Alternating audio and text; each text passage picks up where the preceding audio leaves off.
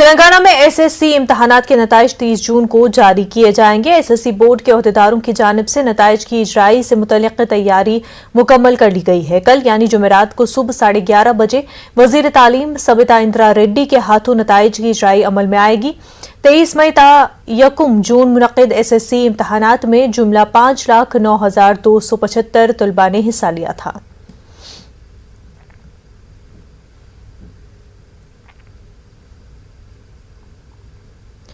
बिहार में असदुद्दीन ओवैसी की party AIMIM को बड़ा झटका लगा है। एमआईएम के 4 अरकान असेंबली आरजेडी में शामिल हो गए हैं।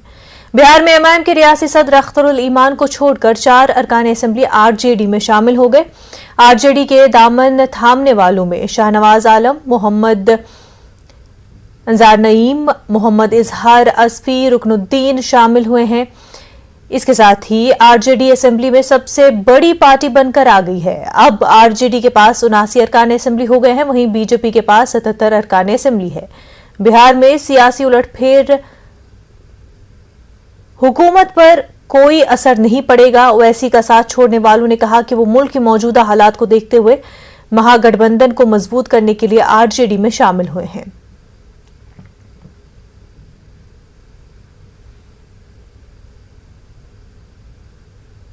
चार और एआईएम के सदस्य जुड़े हैं।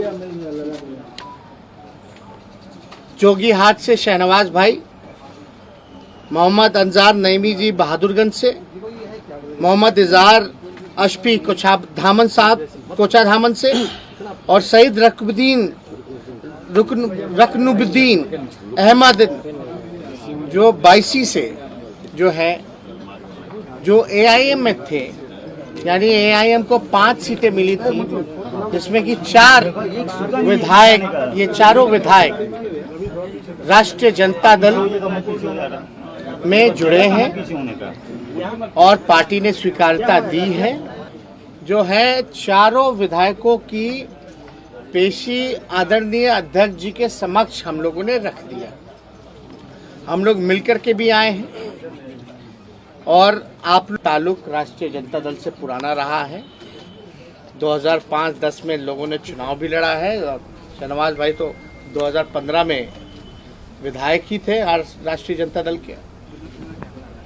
तो इनकी वापसी जो है घर वापसी हुई है, जिससे हमारा दल महागठबंधन मजबूत है। जो देश का हालत है उसको देखते हुए महागठबंधन को मजबूती करने के लिए हम लोग एक प्लेटफॉर्म में आने का किए हैं।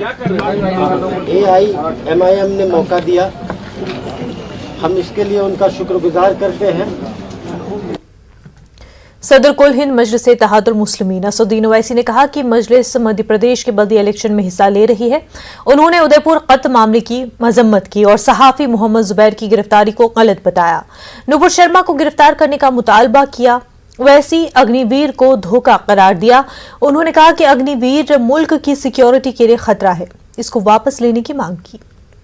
यहाँ पर अपने सियासी सफर का आगाज किया है मध्य प्रदेश में, और हमारी पूरी कोशिश ये है कि न सिर्फ ये लोकल बॉडी इलेक्शन बल्कि आने वाले 2023 में जो विधानसभा के चुनाव होंगे उसमें भी हम लोग हिस्सा लेंगे। इस तरह से वीडियोस बनाए गए थे पीलू खान के, रकबर के, और इसी राजस्थान में उदयपुर है शायद, वही जगह है। आपको याद होगा कि एक शख्स ने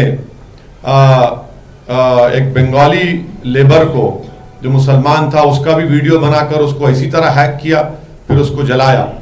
तो ये वाकयात इस बात को बताते हैं कि रेडिकलाइजेशन कैसा फैल रहा है इस देश में। तो इसलिए हम अपनी पार्टी की तरफ से कल के वाक़े की सख्त से सख्त मजम्मत करते हैं, कंडेम करते हैं, और हम ये कहना चाहते हैं कि रूल ऑफ लॉ प्रिवेल होना चाहिए। किसी को भी अपने हाथ में कानून लेने का इख्तियार नहीं है। देश के संविधान के तहत प्रोटेस्ट होना चाहिए, पीसफुल प्रोटेस्ट होना चाहिए। यकीनन हमारा डिमांड यह है कि नुपुर शर्मा को भारत के कानून के तहत उसको गिरफ्तार करना चाहिए, और अगर कोर्ट उनको गिल्टी साबित करता है तो कोर्ट कानून के दायरे में रहकर कोर्ट कानून को सामने रखकर उनको सजा भी देगा। मगर नुपुर शर्मा को अरेस्ट करना जरूरी है, क्योंकि जब उनको सस्पेंड किया गया तो सस्पेंशन कोई पनिशमेंट नहीं है करके मोहम्मद जुबैर को जिस तरीके से दिल्ली पुलिस ने गिरफ्तार किया वो सरासर गलत है। प्रधानमंत्री G7 में जाते हैं और इस बात का ये फैसला करते हैं कि फ्रीडम ऑफ एक्सप्रेशन होगा ऑनलाइन और ऑफलाइन, और यहां पर देश में मोहम्मद जुबैर को गिरफ्तार कर लिया जाता है। तो ये नहीं मालूम कि क्या दिल्ली की पुलिस प्रधानमंत्री के उस पॉलिसी को सबोटाज करना चाहती है या फिर यही सही पॉलिसी है देश के प्रधानमंत्री और उनकी सरकार की। और एक दिन का कोई MP बनता है, पेंशन मिलेगा, ट्रेन में सहूलत मिलेगी, अस्पताल का बिल मिलेगा, और जो 4 साल आप कह रहे हैं भाई वो तो या मरेगा या दुश्मन को मारेगा, उसको आप पेंशन नहीं देंगे। बच्चे 2019 में फॉर्म फिल करे, 2020 में एग्जाम लिखे, मेडिकल हो गया, PSL की लिस्ट आ गई, ऑर्डर उनको मिलना था, आपने उनको उस महरूम कर दिया आपने। आप बताइए जो गांव गांव से बच्चे मेहनत करते हैं, जो देश की सेवा करना चाहते हैं, उन पर क्या बीत रही होगी। तो ये बिल्कुल गलत है, बिल्कुल ये अग्निवीर की पॉलिसी देश के हित में नहीं है। जब चीन सामने खड़ा हुआ है, पाकिस्तान से आतंकवादी आज भी आ रहे हैं, जो ऑलरेडी जो फौजी है, 2 कैसा रहेंगे मेरे भाई। एक को तो पूरा DA मिलेगा, ग्रेजुएटी मिलेगी, पेंशन मिलेगा, मेडिकल मिलेगा, बच्चों को स्कूल मिलेगा, और दूसरे को कुछ नहीं मिलेगा। अग्निवीर इसलिए लेकर आए क्योंकि देश के प्रधानमंत्री ने भारत की इकोनॉमी को बर्बाद कर दिया। पैसा नहीं है, धोखा दे रहे हैं इन बच्चों को। आप तो बड़े बड़े आंकड़े दे देंगे, 1.5 करोड़ 2 करोड़, मगर 4 साल में क्या होगा बताइए। फौज है ये, नेवी एयरफोर्स में टेक्निकल ट्रेनिंग दी जाती है, 44 वीक्स ट्रेनिंग होती है, आप सिर्फ 24 हफ्ते में करेंगे। क्या तैयार करेंगे आप देश के लिए। इसलिए हम कह रहे हैं देश की सिक्योरिटी में के लिए ठीक नहीं है। मोदी सरकार को ये पॉलिसी को वापस लेना चाहिए और लेना पड़ेगा। तेलंगाना के वजीर पंचायत राज ई दयाकर राव ने जिला वरंगल के कई मकामात पर तरक्याती कामों का संग बुनियाद रखा और कई तरक्याती कामों का इफ्तिताह किया। उन्होंने 80 लाख रुपए से CC रोड, 10 लाख रुपए से शमशान घाट और 2.5 लाख रुपए से डंपिंग यार्ड का इफ्तिताह किया। वजीर ने कहा कि अशलापी गांव के इस्तिफादा कुनंदगान को 286 इमदादी पेंशन, 720 किसानों, 44 खवातीन के ग्रुपों को बैंक से मरबूत बिलासूद कर्जे, 24 KCR किट्स और 3 किसानों का बीमा फराहम किया गया है।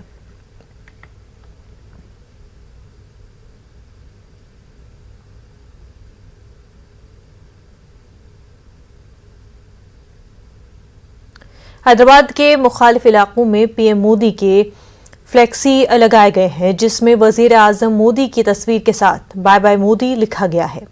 बुध की सुबह अचानक इस इलाके में इस तरह के फ्लेक्सी के सबब पुलिस की परेशानी में इजाफा हुआ। होर्डिंग्स और फ्लेक्स पर लिखा गया है कि मोदी ने अवाम के लिए कुछ नहीं किया।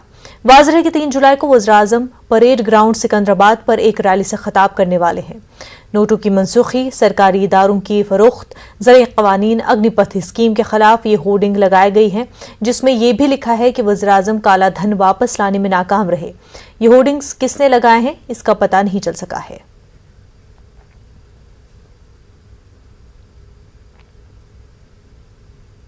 बीजेपी के कौमी मजलिस आमना का इजलास हैदराबाद में 18 सालों बाद होने वाला है। 2 और 3 जुलाई को बीजेपी की शहर में मीटिंग होगी। सिकंदराबाद परेड ग्राउंड पर PM मोदी रैली से खिताब करेंगे। रैली की तैयारियों पर पुलिस और मुख्तलिफ महकमों के हुक्काम ने जायजा इजलास मुनक्किद किया। इस रैली में बीजेपी ने 10 लाख अफराद को इकट्ठा करने का ऐलान भी किया।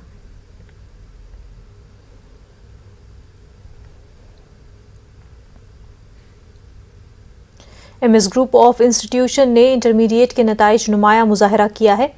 मोहम्मद अबरार हक्कानी ने MPC ग्रुप में 990 और BPC में मेहताशीश सुल्ताना ने 990 मार्क्स हासिल किए हैं। इसके अलावा 300 से ज़ायद तलबा और तालिबात ने 95% से ज़ायद निशानात हासिल किए हैं। वहीं MS के 2 तलबा सिविल सर्विस में मुंतखब हुए, जिनमें से एक का ताल्लुक तेलंगाना और दूसरे का कर्नाटका से है। मौजूदा मसाक़ती दौर के पेश नज़र MS इंस्टीट्यूट ऑफ एजुकेशन ने यह फैसला किया है कि वो मुस्तक़बिल में IAS, सिविल सर्विसेज और दीगर गवर्नमेंट महकमों में भी अपने रिप्रेजेंटेशन में इजाफा करने के तलबा को मोटिवेट करेंगे।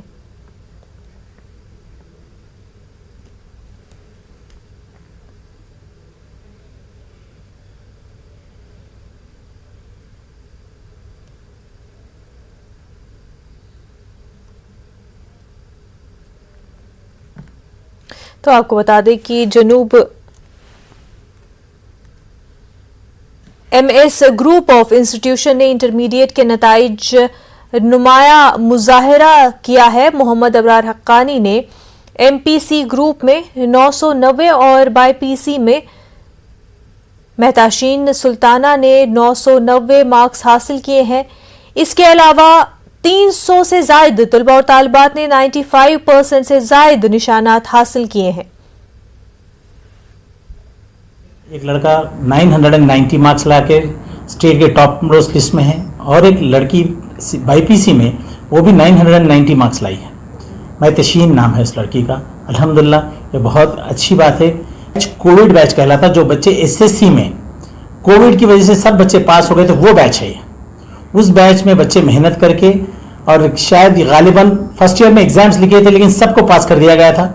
सेकेंड ईयर में थ्रू आउट द स्टेट ये एग्जाम हुआ और उसमें ये बेहतरीन नतीजे हैं। और MS के ओवरऑल रिजल्ट्स भी बहुत अच्छे आए हैं।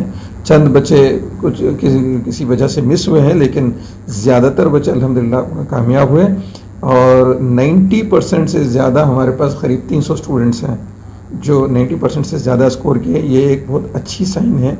अलग नेशनल लेवल के इंस्टीट्यूशंस में एडमिशन्स ले रहे हैं और पिछले साल जो हमारे यहाँ 2 लड़के सिविल सर्विसेज में सेलेक्ट हुए हैं, वो भी हमारे लिए बहुत बड़ा अचीवमेंट है। और दोनों भी बच्चे अल्हम्दुलिल्लाह IAS कैडर के लिए सेलेक्ट हुए हैं। एक तेलंगाना कैडर के लिए है और एक कर्नाटका कैडर के लिए है। स्कूल और कॉलेज, जूनियर कॉलेज और डिग्री कॉलेज, सब बच्चों को सिविल सर्विसेज के लिए फुल मोटिवेट करेंगे, उनको उसकी ओरिएंटेशन करेंगे, उसका फाउंडेशन की उनको टीचिंग भी करेंगे।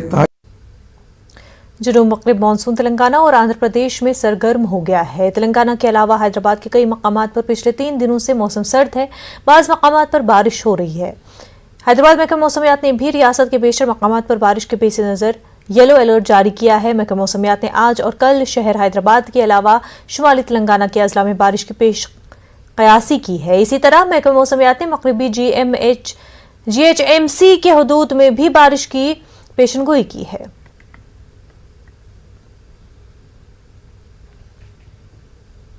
तेलंगाना में कोरोना वायरस के एक्टिव केसेस की तादाद 4000 के पार हो चुकी है। पिछले 24 घंटों के दौरान रियासत भर में कोरोना के 459 नए केसेस दर्ज हुए हैं। महकमा सेहत की रिपोर्ट के मुताबिक 26,126 अफराद का कोरोना टेस्ट किया गया, जिसमें से 459 अफराद कोरोना से मुतासर पाए गए।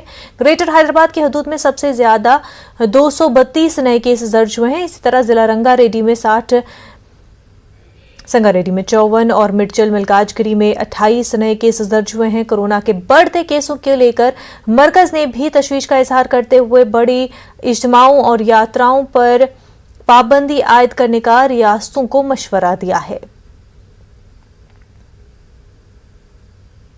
मशहूर फिल्म पुष्पा में अदाकार अल्लू अर्जुन की अदाकारी की नकल करने की कोशिश करने वाले एक नौजवान पर तेलंगाना पुलिस ने 1600 रुपए का जुर्माना आयद किया है। संगारेड्डी जिले की नारायण खेड पुलिस ने इस नारायण खेड टाउन के रहने वाले ऑटो के मालिक साइलो की जानिब से ऑटो के छत पर चढ़कर फिल्म में की गई अदाकारी की नकल करने पर जुर्माना आयद किया है।